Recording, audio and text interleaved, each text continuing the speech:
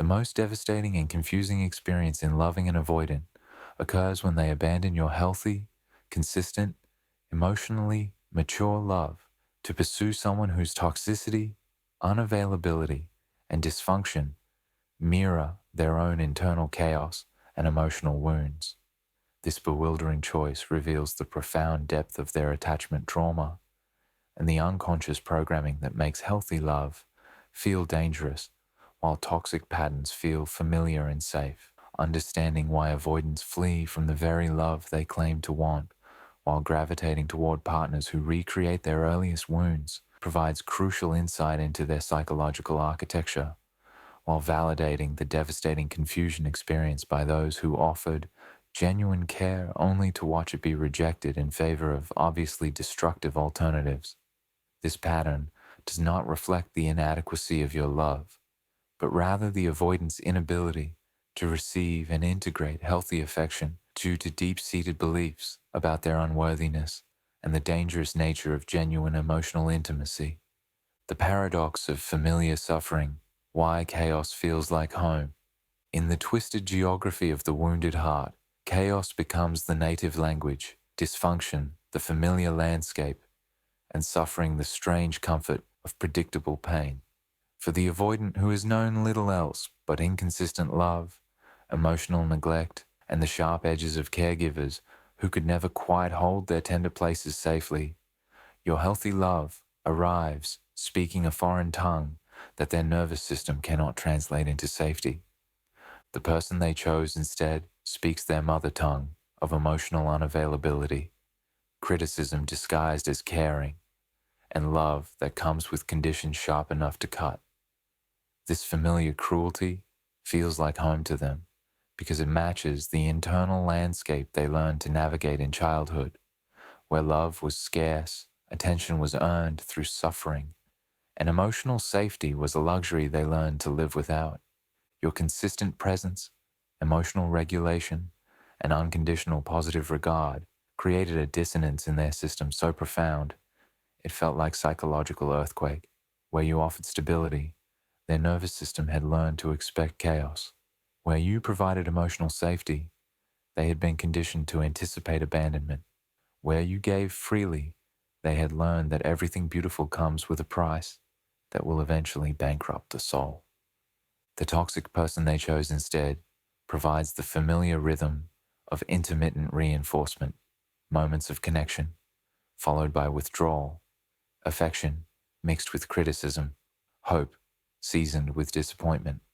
This toxic cocktail feels like love to someone whose earliest experiences taught them that real affection always comes wrapped in pain, that genuine care always has sharp edges, that safety is always temporary, and connection always conditional.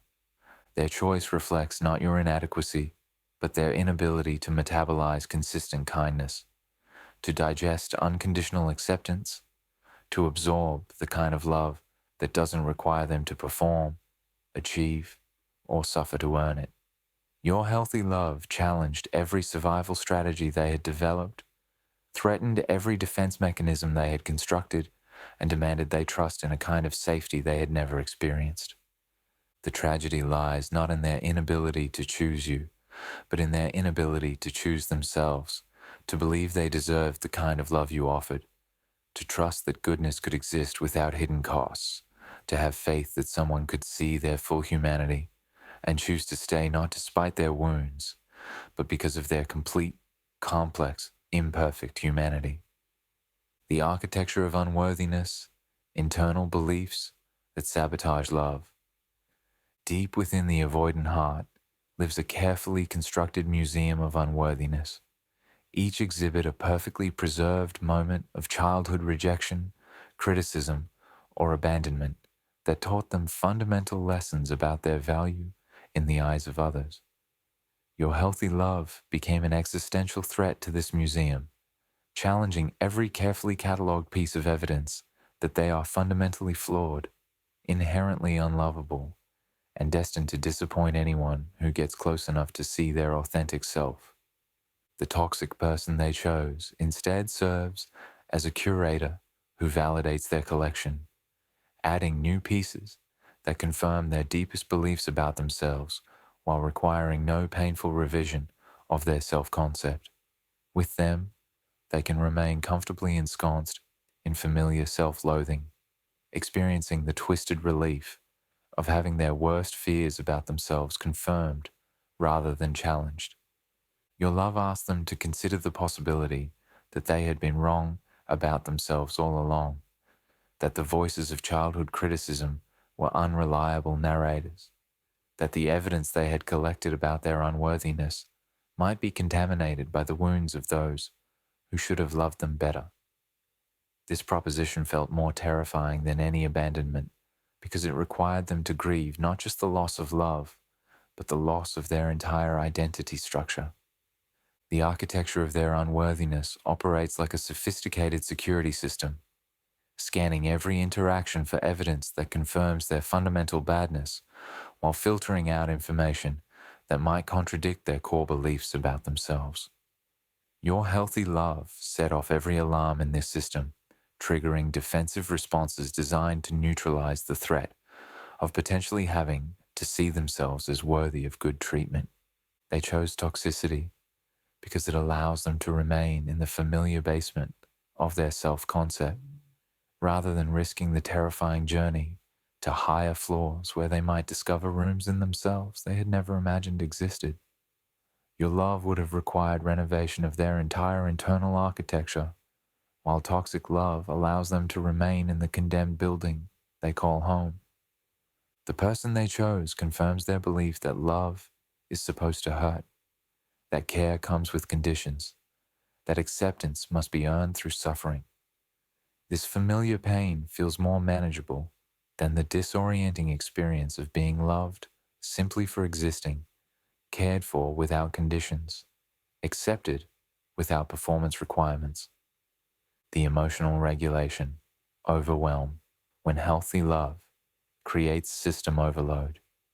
Your consistent emotional availability, secure attachment responses, and healthy communication patterns created an overwhelming flood of positive emotional input that their dysregulated nervous system couldn't process or integrate. Like someone who has lived in darkness, trying to adjust to sudden bright light, your healthy love created sensory overload in their emotional system that felt dangerous rather than nourishing. The toxic person they chose operates on their emotional frequency, dysregulated, chaotic, unpredictable, creating an energetic match that feels manageable to their overwhelmed system.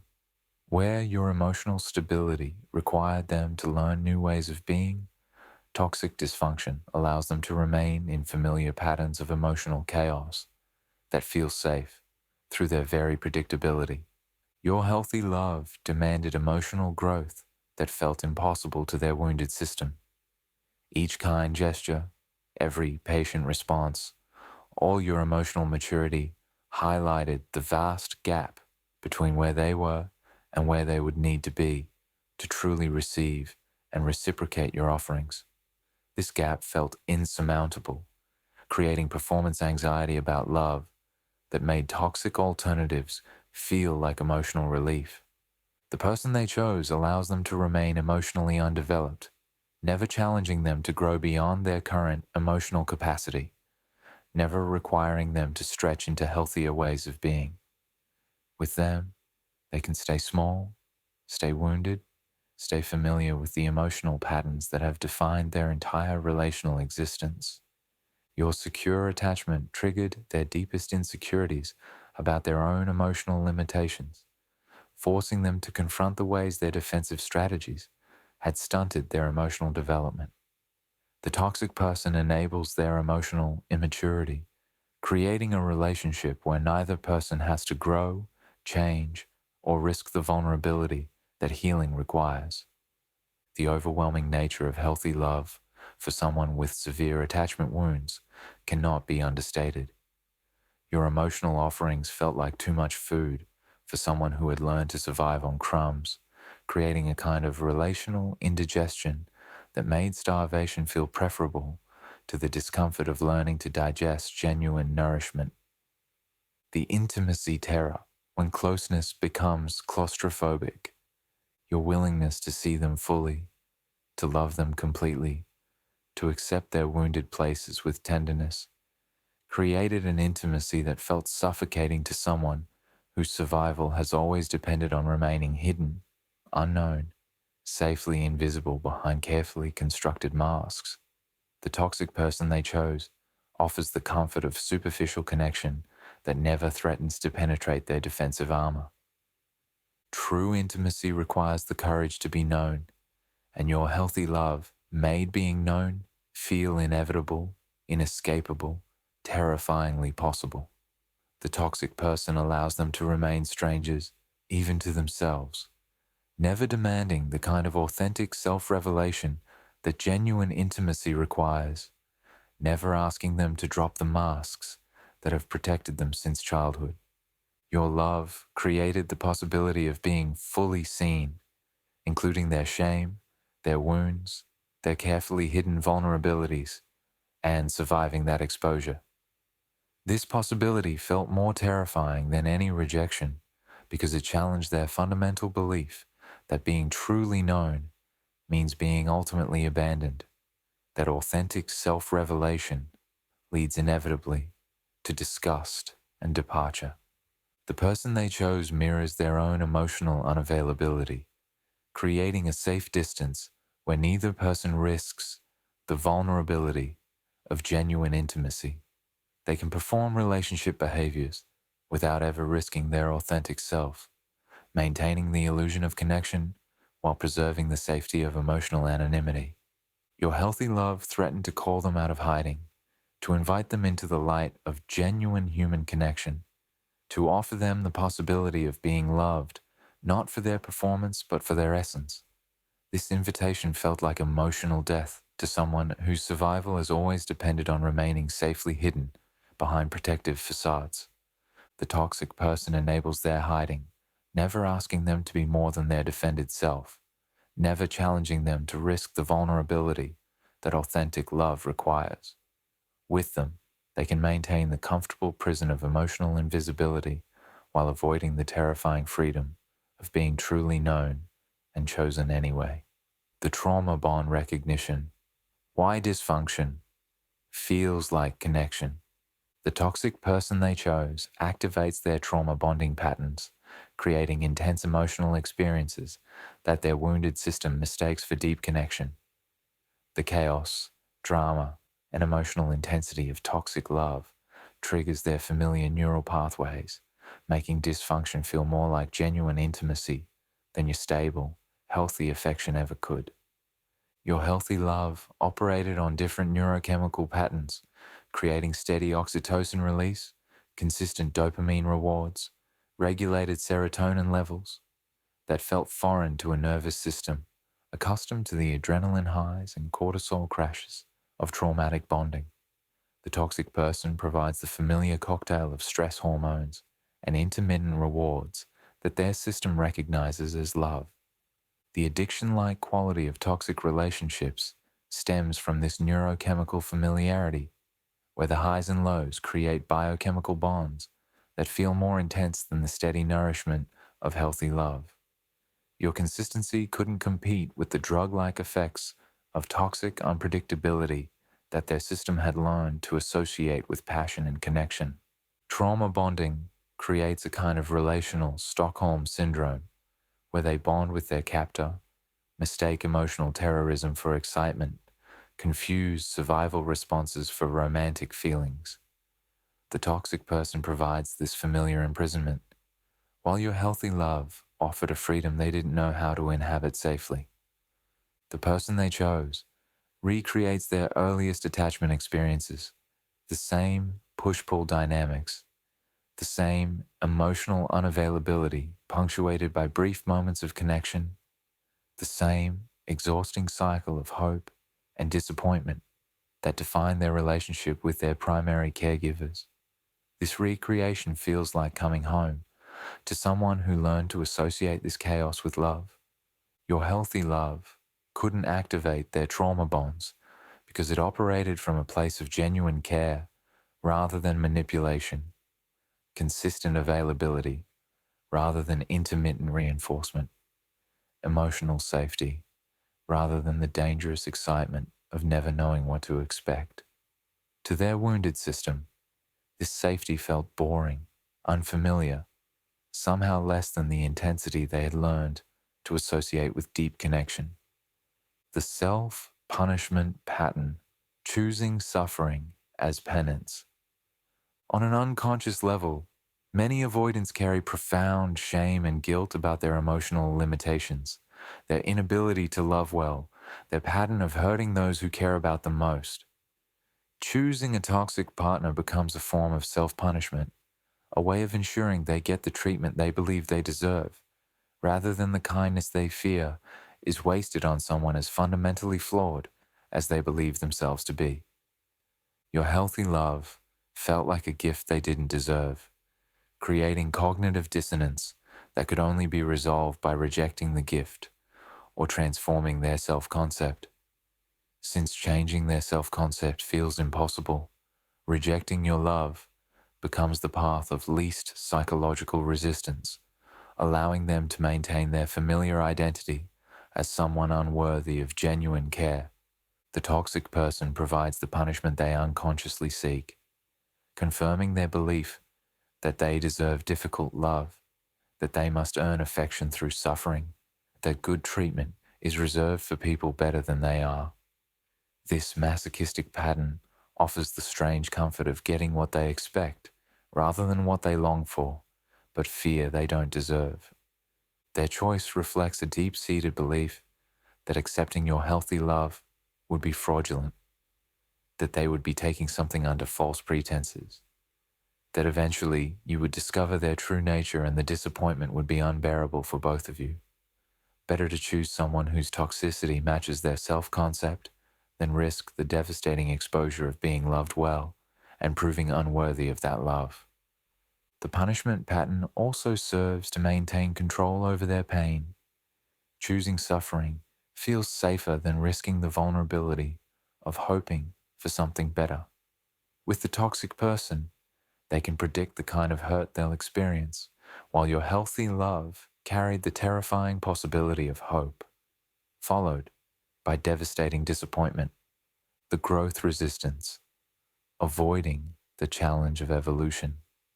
Your healthy love arrived with an implicit invitation to grow, to heal, to evolve beyond their current emotional limitations.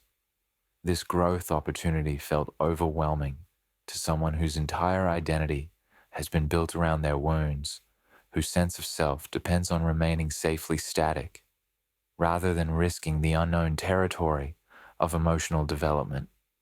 The toxic person they chose offers the comfort of mutual stagnation, a relationship where neither person challenges the other to become more than they currently are.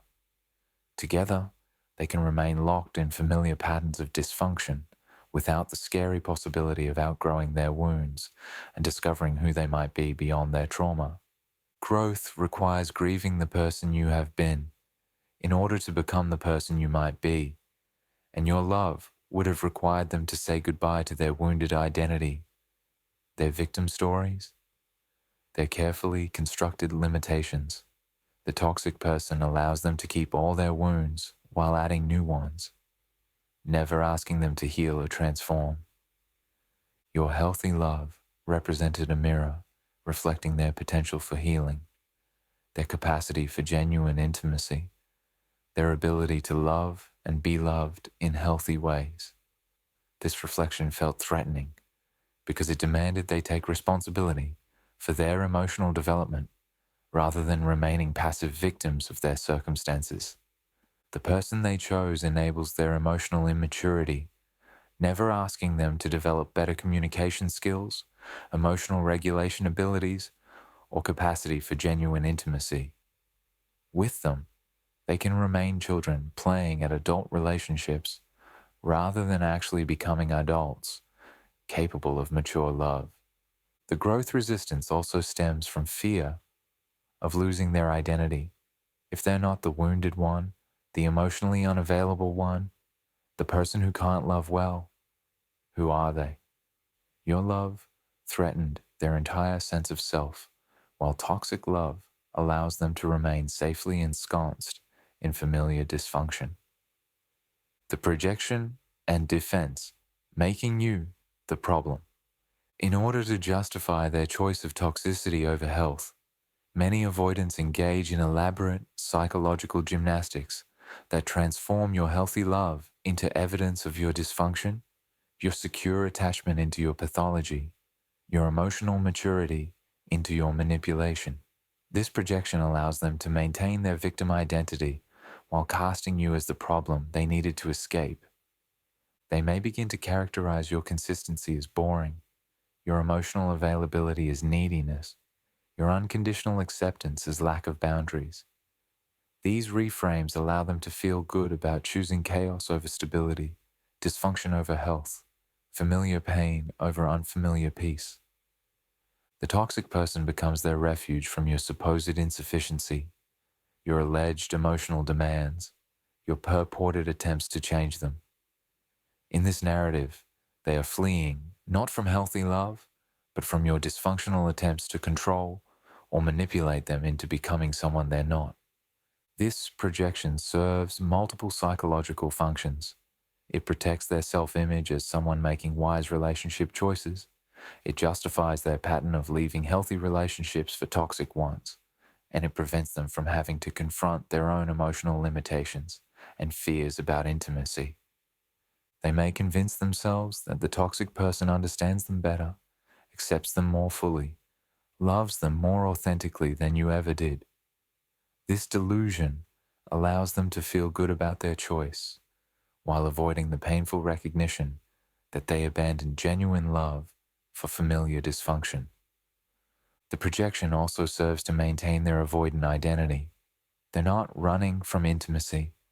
They're running from your particular brand of suffocating love. They're not choosing toxicity. They're choosing someone who appreciates their authentic self. These narratives protect them from confronting the reality of their attachment patterns, the temporary nature of toxic love, the inevitable crash.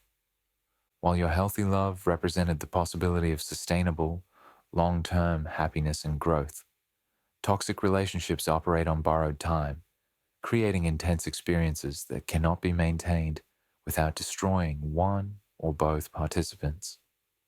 The person they chose offers the immediate gratification of familiar dysfunction without the staying power of genuine compatibility and mutual respect.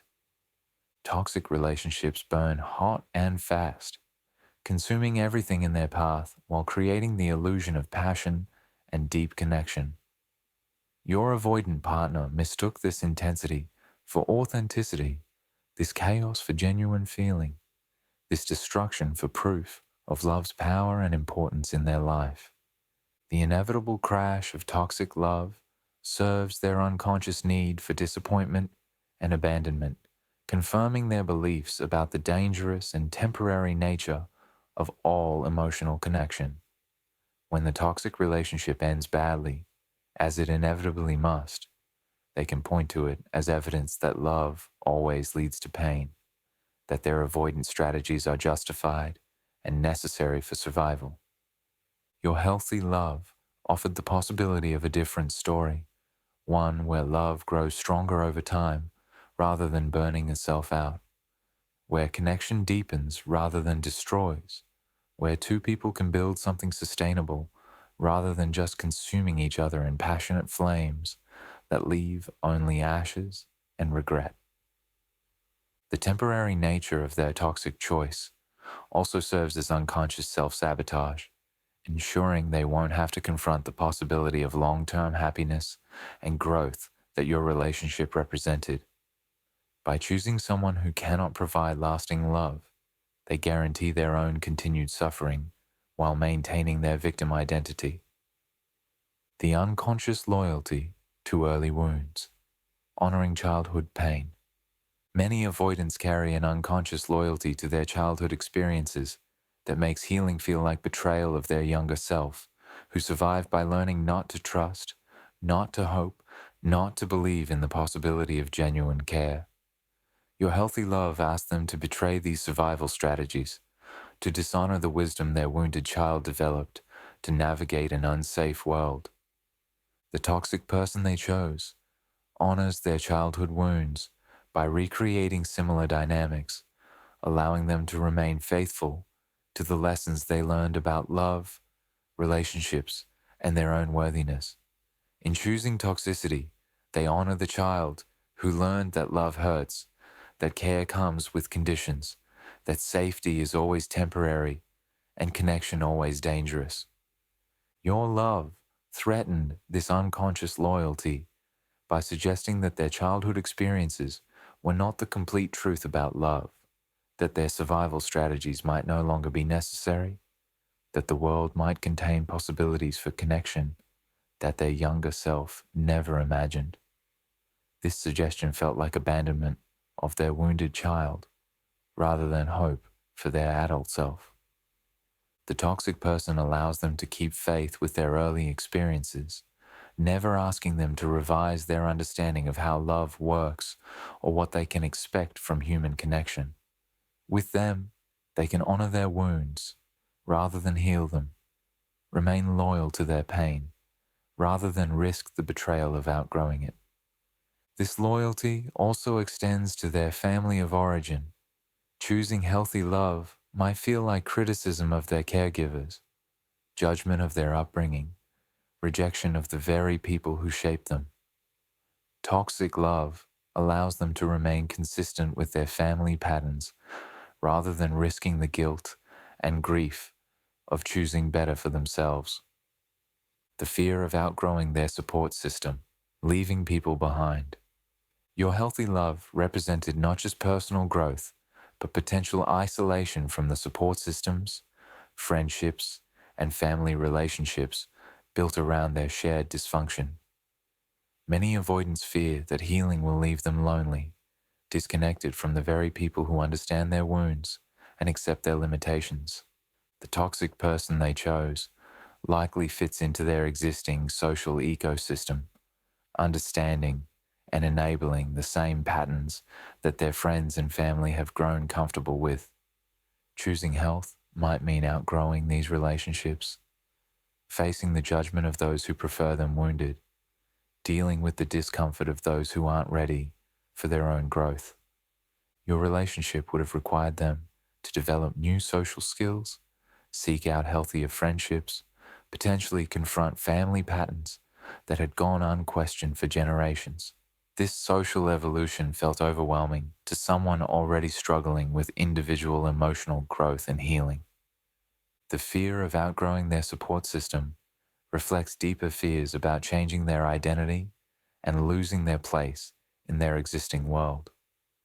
Better to remain wounded and connected than healthy and alone. Better to choose familiar dysfunction than risk the isolation that growth might bring. The validation of pain, finding purpose in suffering. For many avoidants, their wounds have become their identity, their pain, their purpose, their survival story, their claim to meaning and significance. Your healthy love threatened to heal them, potentially leaving them without the suffering that has defined their entire sense of self and place in the world. The toxic person they chose validates their pain, confirms their victim narrative, provides fresh wounds that justify their worldview and emotional limitations. With them, they can remain meaningfully wounded rather than facing the existential question of who they are beyond their trauma and defensive strategies. Your love offered the possibility of joy, peace, and contentment that felt foreign and potentially meaningless to someone who had learned to find purpose in surviving difficulty. The toxic person ensures they will continue to have struggles to overcome, battles to fight, reasons to remain in survival mode rather than risking the unknown territory of thriving. This pattern reflects the strange comfort of familiar suffering over unfamiliar peace, known pain over unknown joy, predictable struggle over unpredictable happiness. Your healthy love asked them to give up the identity that had carried them through their worst experiences and risk discovering who they might be in safety and love. Understanding why your avoidant partner chose toxicity over your healthy love provides crucial insight into the depth of their wounds while validating your confusion and pain about their choice. Their decision reflects not your inadequacy, but their inability to receive genuine love due to deep-seated trauma and unconscious programming that makes dysfunction feel safer than health. While this understanding doesn't erase the hurt of being rejected for obviously destructive alternatives, it can provide the context needed to heal from this experience and maintain faith in the value of healthy love, even when it's rejected by those too wounded to recognize its worth.